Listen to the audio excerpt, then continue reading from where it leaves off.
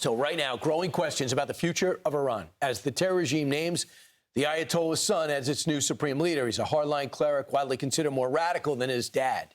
President Trump warning, quote, he's going to have to get approval from us. If he doesn't get approval from us, he's not going to last long. Former ambassador at large and counterterrorism coordinator Nathan Sales served in the State Department in President Trump's first term, and he joins us now. Nathan, thanks so much for joining the program.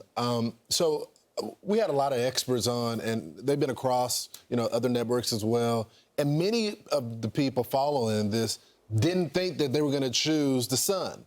They got it wrong. Why do you think?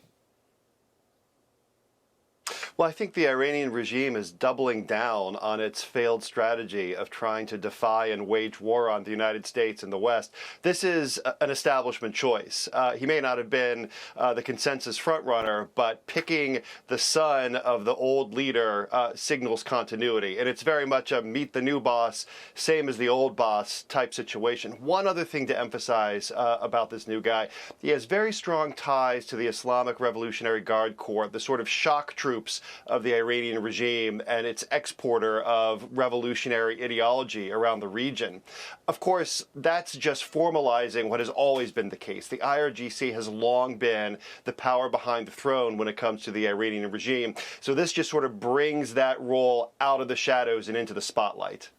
I know you've talked about the three goals, which is the nuclear weapons, make sure they don't have nuclear weapons, the ballistic missile threat, and the terror proxies.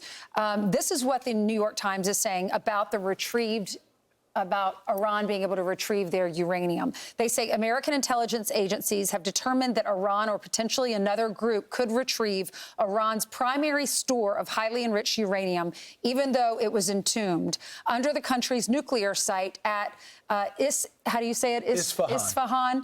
By U.S. strikes last year. Officials familiar with the intelligence said that Iran can now get to the uranium through a very narrow access point. What's your reaction to that? We don't want them to have access to this. Well, it sounds like the military just added another target to the list. The Iranians are going to keep trying at this. The reason why this war started is because of their determination to preserve a pathway to a bomb. So it shouldn't surprise us at all that they're going to do what they can to recover access to their highly enriched uranium. But we have a play here as well, and that is the same play that we made last June when we targeted the nuclear weapons program. We can drop a couple of bombs on that target, I imagine, and make it pretty difficult to excavate that uranium. Well, that would certainly help. So Ali Larijani says, we're going to relentlessly avenge the blood of our leader and our people, meaning the Ayatollah. Trump must pay and will pay. Trump came back and says, I have no idea who this guy is, who they're talking about. What is your take on the bravado we're still getting from them?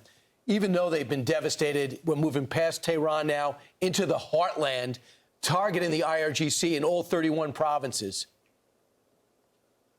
Well, I think part of this is for a domestic audience. I think the regime is afraid for its life, and it's trying to signal to Iranian citizens that they're still in charge and they're still in control. I don't think the Iranian people believe it. We saw hundreds of thousands of people out in the street last January, in response to which tens of thousands were murdered by regime goons. So I think this is partly a play for the regime to convince a very doubtful Iranian public that they're still calling the shots. Wow. Nathan Sales, thanks so much. Thank you, Nathan. I'm Steve Ducey. I'm Brian Kilmeade. And I'm Ainsley Earhart. And click here to subscribe to the Fox News YouTube page to catch our hottest interviews and most compelling analysis.